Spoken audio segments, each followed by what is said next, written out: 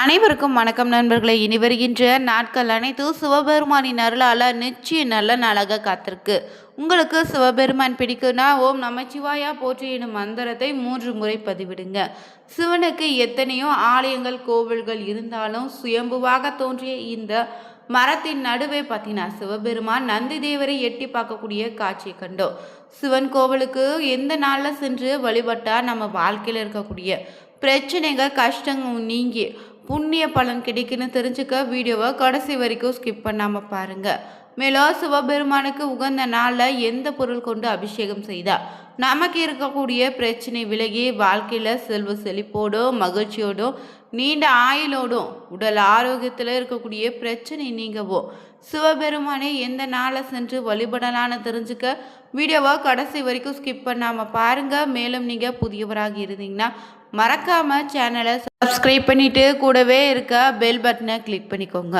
தனிப்பட்ட முறையில் ஜாதக ரீதியாக ஏற்படக்கூடிய பிரச்சனைக்கு சரியான ஒரு பரிகாரத்தை பெற்றுக்கொள்ள வீடியோவில் டிஸ்கிரிப்ஷன் கீழே ஒரு நம்பர் கொடுத்துருக்கோம். அந்த நம்பருக்கு நீங்கள் கால் பண்ணி தெரிஞ்சுக்கலாம். வாங்க நண்பர்களே, வீடியோக்குள்ளே போகலாம். சிவனை பெரும்பாலானவங்க வழிபட மாட்டீங்க. ஏன்னா சிவன் அழிக்கும் கடவுள்னு நினச்சிட்ருக்கீங்க.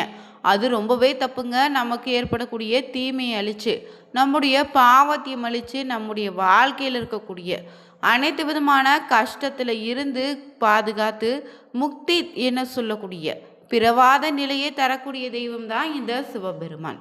சிவ வழிபாட்டுக்கு நம்ம பயன்படுத்தக்கூடிய ஒவ்வொரு மந்திரம் பூக்கள், சிவ அபிஷேகத்துக்கு பயன்படுத்தக்கூடிய பொருட்கள், சிவவிரதன்னு ஒவ்வொன்றுக்கும் ஒவ்வொரு வித மாதிரி பலன் இருக்குங்க.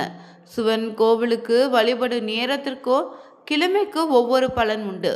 இதில் எந்த நாளை சென்று சிவனை வழிபாட்டா என்ன குறை தீருன்னு முதல்ல நம்ம தெரிஞ்சுக்கணும். பொதுவாகவே பார்த்தீங்கன்னா கோவிலுக்கு செல்வதற்கும் இறை வழிபாடு செய்வதற்கும் இறைவனை நினைச்சு தியானம் செய்வதற்கும் நாமங்களை சொல்வதற்கும் நேரம் காலம் கிடையாதுன்னு சொல்லுவாங்க. ஆனால் நம்ம செல்லக்கூடிய நேரம் காலம் திதி நட்சத்திரத்தை பொறுத்து நமக்கு கிடைக்கக்கூடிய பலனும் வேறுபடுன்னு சாஸ்திரத்தில் சொல்லப்பட்டிருக்குங்க. அப்படி நீங்கள் சிவன் கோவிலுக்கு எந்த நேரத்தில் வழிபட்டா என்ன நேரத்தில் தியானம் செய்தால் என்ன பலன் கிடைக்குன்னு முதல்ல நம்ம தெரிஞ்சுக்க போகிறோம். அந்த வகையில் சிவன் கோவிலுக்கு நீங்கள் திங்கக்கிழமையில் வரக்கூடிய அமாவாசை என்று ராக காலத்தில் சிவபெருமானை தரிசனம் செய்து வந்தாலே மன வியாதிகள் நீங்கும், குழப்பமான சூழ்நிலைகள் மாறும். அடுத்ததாக வெள்ளிக்கிழமை இல்லைங்க, செவ்வாய்க்கிழமை நாளில் யமகண்ட நேரத்தில் சிவபெருமானை தரிசனம் செய்தால் கடன் தொல்லைகளில் இருந்து விடுபட முடியும். மூன்றாவதாக வரக்கூடிய புதன்கிழமை நாளில் சிவபெருமானை முதல் தரிசனம் செய்தா இல்லைன்னா அபிஷேகம் செய்ய தொழில் மற்றும் வேலையில் வளர்ச்சியும் உயர் பதவியும் நிச்சயம் உங்களுக்கு கிடைக்கும். நான்காவதாக வியாழக்கிழமை இரவு கடைசி தரிசனம் செய்தீங்கன்னா இணையெல்லாம் செல்வ வளம் உங்கள் வாழ்க்கையில் அமையும். ஐந்தாவதாக வெள்ளிக்கிழமை நாளில் பௌர்ணமி அன்று பார்த்தீங்கன்னா சேரக்கூடிய மாலை 4:30 முதல் 6 மணிக்குள்ள சிவ தரிசனம் செய்தாலே மகாலட்சுமி அருட்கடாட்சம் உண்டாகும். ஆறாவதாக சனிக்கிழமை நாளில் பார்த்தீங்கன்னா ராகு காலத்தில் சிவபெருமானை தரிசனம் செய்தீங்கன்னா கர்ம வினைகள் அனைத்தும் கலந்துடுங்க. இந்த ஞாயிற்றுக்கிழமை நாளில் ராகு காலத்தில் சிவபெருமானை தரிசனம் செய்து வந்தாலே எதிர்களால் ஏற்படக்கூடிய துன்பங்கள் விலகி தைரியம் உண்டாகும். அடுத்ததாக இவை விட ரொம்ப முக்கியமானது ஒன்றுனா லிங்கோத்பவர் காலத்தில் சிவபெருமானே தரிசனம் செய்தாலே பிறவா நிலையை அடைய முடியுங்க. திரியோதிசையும் சதுர்த்த திசையும் சிந்திக்கக்கூடிய காலத்தின் பெயர் தான் இந்த லிங்கோத்பவ காலம். அதாவது அமாவாசை பௌர்ணமி தொடங்கிய 13வது நாள் முடிஞ்சு 14வது நாள் தொடங்கக்கூடிய காலம் தாங்க இந்த நாள். மேலும் இந்த லிங்கோத்பவ காலம் எப்போது தோன்றுன்னு பஞ்சாங்கத்திலும் குறிப்பிடுவது கிடையாது. லிங்கோத்பவ கால வேளையில் சிவலிங்க தரிசனம் செய்தாலே சிவபெருமானின் அந்த வேளையில் அடையாளம். இந்த லிங்கோத்பவ காலம் மாசி மாதம் பார்த்தீங்கன்னா மகா சிவராத்திரி அன்றே இரவு முழுவதும் இந்த ஒரு நாள் கொண்டாடப்படுங்க. லிங்கோத்பவ வேலையில் லிங்க வடிவமாக இருக்கக்கூடிய சிவபெருமானே தரிசனம் உங்களால் செய்ய முடியலனா கூட உங்களுடைய மனதாலும் எண்ணத்தாலும் வாக்கில் கீழ்கண்ட அஷ்ட சிம்மாசன நாமம் சொல்லி வழிபட்டாலே சிவனின் பரிபூர்ண அருள் உண்டாகும். ஓம் ஸ்ரீம் பவாய நம, ஸ்ரீ சர்வாய நம, ஸ்ரீ ருத்ராய நம, ஸ்ரீ பசுவதேவாய நம, உக்ராய நம, மகாதேவாய நம, பீமாய நம, ஈசான்ய நம இவையே சொல்லி முடியலைனாவிட்டால் சிவாய நம எனும் எளிமையான பஞ்சாட்சர மந்திரத்தை சொல்லுங்க. இதுவும் சொல்ல முடியலனா சிவாய வசி எனும் சொல்லுங்க. இப்படி சொல்ல முடியல ஓம் நமச்சிவாய எனும் மந்திரத்தை சொல்லி வழிபட்டாலே சிவனுடைய அருள் உங்களுக்கு முழுமையாக கிடைத்திடுங்க. ஒவ்வொரு கோவிலுக்கு ஒவ்வொரு விதமான வழிபாட்டு முறைகள் இருக்கு. அவற்றில் சிவன் கோவிலில் வழிபடும் முறையும் ரொம்ப முக்கியங்க. சரியான முறையில் சிவன் கோவிலுக்கு சென்று வழிபட்டாலே நிச்சயம் நம்மளுடைய வழிபாட்டிற்கான முழு பலனும் கிடைக்கும். எந்த கோவிலுக்கு நீங்கள் சென்று வந்தாலும் உங்களுக்குள்ள புதுவிதமான நேர்மறையான மாற்றம் ஏற்படுவதை உணருங்க. அந்த நேர்மறையாற்றல் நம்முடைய வாழ்க்கையில் சில திருப்பு முனைகளை கூட ஏற்படுத்தி தரும்.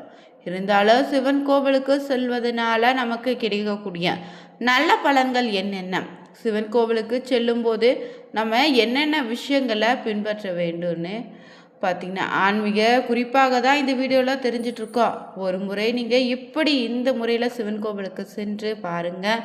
வாழ்க்கையில் நடக்கக்கூடிய மாற்றங்கள் உங்களால் நன்கு உணர முடியும். வீட்டிலிருந்தே சிவன் கோவிலுக்கு கிளம்பும் போது நெற்றியில் விபூதி இட்டு கொண்டு மனதுக்குள்ள ஓம் நமச்சிவாய எனும் மந்திரத்தை சொல்லி கொண்டு செல்ல வேண்டும். பிறகு பார்த்தீங்கன்னா சிவன் கோவிலுக்குள்ள நுழைந்த உடனே நந்தி தேவரிடம் அனுமதியை வாங்கிக்கோங்க. சிவனை தரிசனம் செய்ய செல்லுங்க. சிவனை தரிசனம் செய்ய செல்லும் போது குறைந்தபட்சம் கையில் 2 வில்வ இலைகளாவது எடுத்து செல்லணும். பிறகு எப்போதெல்லாம் நீங்கள் வில்வ இலையால் மாலை கட்டி சிவபெருமானுக்கு போட முடியுமோ அப்போதெல்லாம் போட்டு வழிபடுங்க. அந்த வில்வ மாலையில் நுனியில் ஒரு பக்கம் பார்த்தீங்கன்னா மஞ்சள் துணியில் 21 மிளகு இல்லைன்னா 11 மிளகுன்னு இல்லைன்னா 51 மிளகுன்னு எத்தனை மிளகு வைக்க முடியுமோ அதை வைத்து முடித்து போட்டு சிவபெருமானுக்கு மாலையாக சாத்திடுங்க. சிறிது நேரம் அந்த மாலை சிவன் கழுத்தில் இருக்கட்டும். பிறகு மூலவரின் தரிசனம் செய்துவிட்டு பிரகாரத்தை வலம் வாங்க. பிரகாரத்தை சுற்றி இருக்கும் மற்ற தெய்வங்களிடம் பிரார்த்தனை செய்து வேண்டிக்கோங்க. இறுதியாக சிவன் கோவிலில் ஏதாவது ஒரு இடத்துல அரை மணி நேரம் கண்களை மூடி அமர்ந்து தியான நிலையில் இருக்கணும். அப்படி இல்லைன்னா சிவனுக்கு பிடித்தமான ஏதாவது ஒரு மந்திரம் இல்லைன்னா பதிகத்தை மனதுக்குள்ளே நீங்கள் பார்த்தீங்கன்னா பாராயணம் செய்திடுங்க. அதன் பின்பு கோவிலில் குருக்களிடம் சொல்லி நீங்கள் சாத்திய அந்த மிளகு கட்டியே வில்வ மாலையில் இருக்கக்கூடிய மிளகு முடிச்சை மட்டும் திரும்ப கேட்டு வாங்கிக்கோங்க. அந்த மிளகை வீட்டுக்கு கொண்டு வந்து தினமும் 1 மிளகு என்ற வீதம் நன்றாக மென்று சாப்பிட்டு வந்தாலே உடலில் இருக்கக்கூடிய நோய்கள் நீங்கும். உடம்பை பிடித்த எதிர்மறை ஆற்றல் விலகி உடம்புல புத்துணர்ச்சி உண்டாகும். உங்களுக்கு நிச்சயம் இனிமேல் வெற்றிக்கு மேல் வெற்றி அமைங்க. முடிந்தவங்க இதை முயற்சி செய்து பாருங்க.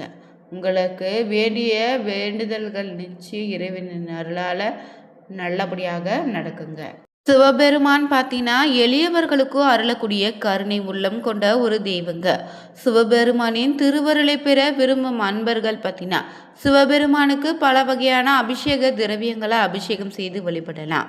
இதன் பலனாக சிவபெருமானின் பேரருளுக்கு நிச்சயம் நீங்கள் பாத்திரமாக மாறிவிட முடியும். சிவபெருமானுக்கு உகந்தது ஓப்பமானது வலம்புரி சங்கினால் செய்யப்பெறும் அபிஷேகம். வலம்புரி சங்கில் மகாலட்சுமியும் குபேரனும் வாசம் செய்வதாக ஐதீகமாக சொல்லப்பட்டிருக்கு. அதனால் இந்த வலம்புரி சங்கினால் அபிஷேகம் செய்தீங்கன்னா சகல ஐஸ்வர்யங்களும் கிடைப்பதோடு தீவினை நீங்கி நினைத்த காரியங்கள் நினைத்தபடி நடந்தேறும். அடுத்தபடியாக பார்த்தீங்கன்னா விபூதி அபிஷேகம். விபூதியால் அபிஷேகம் செய்து வழிபட்டால் இன்ப வாழ்க்கையும் மோட்சமும் உண்டாகும். அடுத்தது 3ஆவதாக கரும்பு சாறினால் அபிஷேகம் செய்தால் நோய் நொடிகள் நீங்கி ஆரோக்கிய வாழ்வை நீங்கள் பெறலாம். 4ஆவது அபிஷேகமாக எலுமிச்சை பழச்சாறு அபிஷேகம். இந்த ஒரு அபிஷேகம் செய்தாலே எதிர்கள் அச்சம் நீங்கி பகைமை விலகிடும். 5ஆவதாக இளநீர் அபிஷேகம். இந்த அபிஷேகம் செய்து வழிபட்டிங்கன்னா இன்பமான வாழ்க்கை உண்டாகும். 6ஆவதாக பஞ்சாமிர்த அபிஷேகம். பழனு தேன் கற்கண்டு கொண்டு சேர்த்து பஞ்சாமிர்தத்தால் அபிஷேகம் செய்தால் உடலும் உள்ளமும் வலிமை பெறுங்க. 7ஆவதாக பார்த்தீங்கன்னா தேன் கொண்டு அபிஷேகம் செய்தீங்கன்னா இசை வல்லமை உண்டாகும். பால் கொண்டு அபிஷேகம் செய்தீங்கன்னா நோய் நொடிகள் நீங்க ஆரோக்கிய உடல் நலத்தோடு ஆயுள் நீடிக்கும். 9ஆவதாக பார்த்தீங்கன்னா தயிர் சாதம் கொண்டு அபிஷேகம் செய்தால் நல்ல குழந்தைகள் கிடைப்பாங்க. நெய் கொண்டு அபிஷேகம் செய்தால் முக்தி தருங்க. கோயிலாக இருந்தால் அர்ச்சகரிடம் கொடுத்து அபிஷேகம் செய்ய சொல்லலாம். முறைப்படி வீட்டிலேயே சிவலிங்கம் வைத்து பூஜை செய்வங்க. அவரவர் விருப்பத்திற்கு ஏற்றபடி அபிஷேகம் செய்து வழிபடுங்க. இந்த வீடியோ பதிவு பிடிச்சிருந்தா நீங்களும் சிவபெருமானின் பக்தராக இருந்தீங்கன்னா ஓம் நமச்சிவாய போற்றி எனும் மந்திரத்தை 3 முறை பதிவிடுங்க. வீடியோவை லைக் பண்ணுங்கள், ஷேர் பண்ணுங்கள், கமெண்ட் பண்ணுங்கள். Thank you viewer.